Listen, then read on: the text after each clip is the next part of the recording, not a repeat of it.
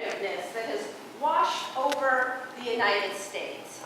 Drug convictions alone, just drug convictions, accounted for more than 2/3 of the increase in the federal prison system and more than half of the increase in the state system between 1985 and 2000, the period of the drug war's greatest escalation. In fact, to get a sense of how large a contribution the drug war has made to mass incarceration, consider this.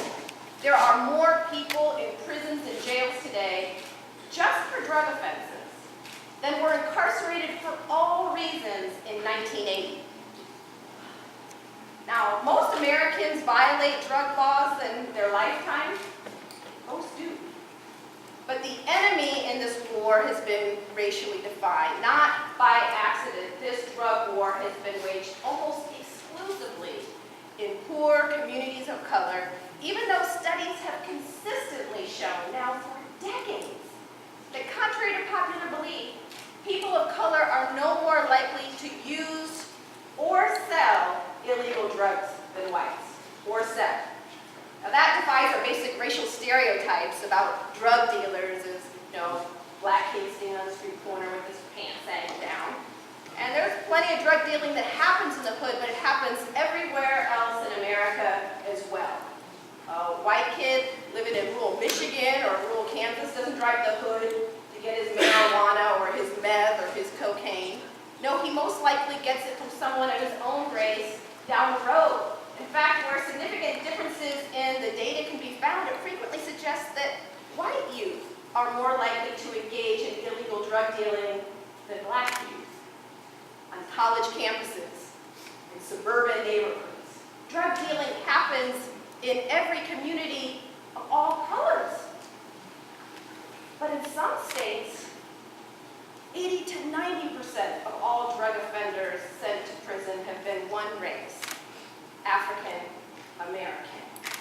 Now, I know that many people who see this kind of data and the staggering numbers associated with it, for example, today, there are more African American adults under correctional control, in prison or jail, on probation or parole, than were enslaved in 1850, a decade before the Civil War began. When they see the data and the enormous, unjustified racial disparities in this drug war and the Get Tough movement, they say, well, yeah, it's bad, it's wrong, but we have to get tough in those ghetto communities because that's where the violent offenders can be found, that's where the drug kingpins can be found. But this drug war has never been focused primarily on the violent offenders or drug kingpins. Federal funding in this war has flowed to those state and local law enforcement agencies that boost the sheer numbers of drug arrests. It's become a numbers game. Law enforcement agencies across the country have been awarded in cash by the millions for the sheer numbers of people who are swept into the system for drug offenses, which helps to explain why police officers so often go looking out for the so-called low-hanging fruit, stopping, frisking, searching as many people as possible, pulling over as many cars as possible in efforts to boost the sheer numbers of people swept into this system. But even so, people say, well, what about all those violent offenders and drug kingpins? What should we do about them? And the reality is that rounding up young people at early ages, before they're even old enough to vote, for extremely minor, non-violent offenses, the same sorts of crimes that occur with roughly equal frequency in middle-class white neighborhoods and on college campuses but goes largely ignored, rounding them up, branding them criminals and felons, and then stripping them of basic civil and human rights is not a recipe for crime-free communities. If anything, we are guaranteeing future generations of young men who feel locked up and locked out of the mainstream society and economy. Now, I find that most people, when I talk to them about how difficult it is for people released from prison to get a job or actually make it in life, they have this general idea that, well, yeah, when you get out of prison, life is hard, but if you just apply self-discipline,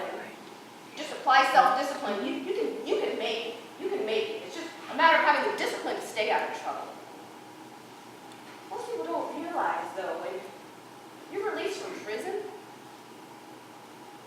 for the rest of your life, you gotta check that box on employment applications. The rest of your life. Doesn't matter if your crime happened 3 weeks ago or 35 years ago. For the rest of your life, you've got to check that box knowing full well the odds are sky high that application is going straight to the trash. Hundreds of professional licenses are off limits to people who are convicted of felonies. In my state, in Ohio, you can't even get a license to be a barber if you've been convicted of a felony.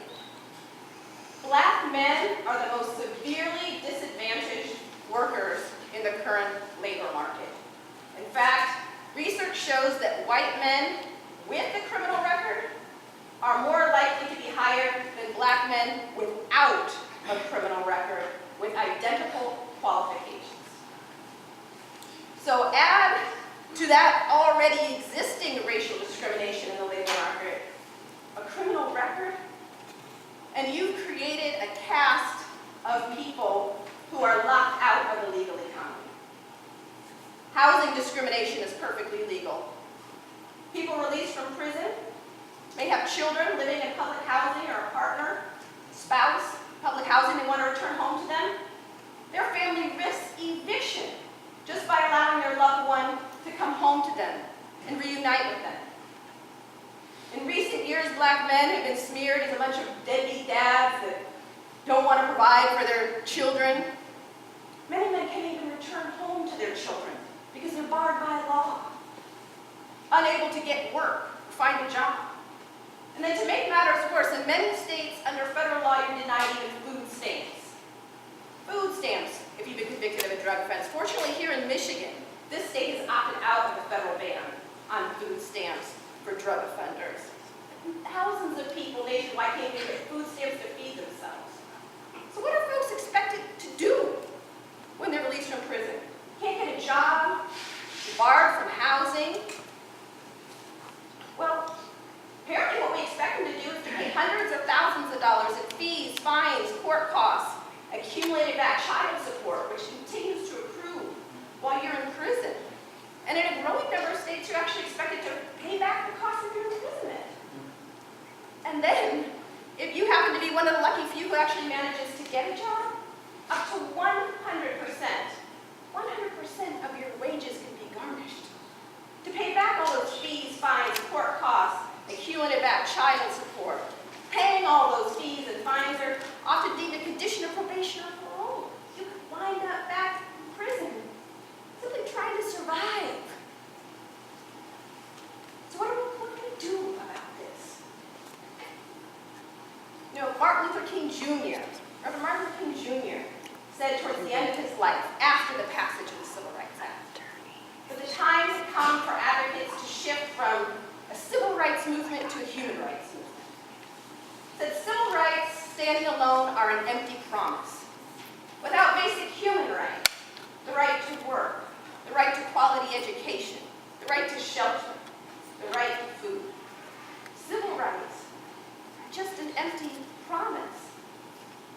So in honor of Dr. King and all those who labored to end the old Jim Crow, I hope we will commit ourselves to build a movement for education, not incarceration, for jobs, not jails. A movement that will honor the basic human rights of people who have been convicted of crimes. Honor their basic human rights to work, to shelter, and to food. This is a moral imperative. But even if you can't find it within yourself to muster genuine care, compassion, and concern for people who have made mistakes or wrong turns in their life, do it because you care about your community. Studies show that violent crime is most highly associated with joblessness.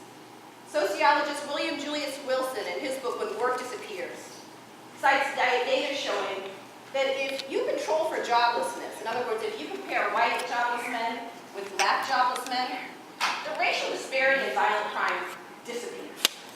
Disappears. Now, joblessness isn't an excuse for violence any means. But if we want to be serious about ending violence in our communities, the most important thing we can do is invest in education and job creation in host communities. But what have we done instead? As a nation, we have spent $1 trillion on the drug war since it began. $1 trillion with a T. Funds that could have been used for education or job creation. Funds that could have been used for our collective well-being. But instead, those dollars were used for the destruction of countless lives, families, and dreams. So we've got to be willing, I think, to go back and pick up where Reverend Martin Luther King Jr. and Ella Baker and so many others left off, and do the hard work of movement building on behalf of poor folks of all colors. And if you think something less than a real movement will do, consider this. If we were to return to the rates of incarceration we had in the 1970s or the early 80s, before the war on drugs and the Get Tough movement kicked off, we would have to lose 4 out of 5 people who are in prison today. 4 out of 5. 1 million people employed by the criminal justice system would lose their jobs. Most new prison construction has occurred in predominantly white rural communities, communities that are already quite vulnerable economically. Often prisons are offered as, great jobs, an economic boom for these communities, and often those promises don't actually materialize in the way that they're advertised. But people living in those communities struggling to survive deserve jobs and economic opportunity too. But they need jobs that don't involve caging human beings. So we are going to have to, on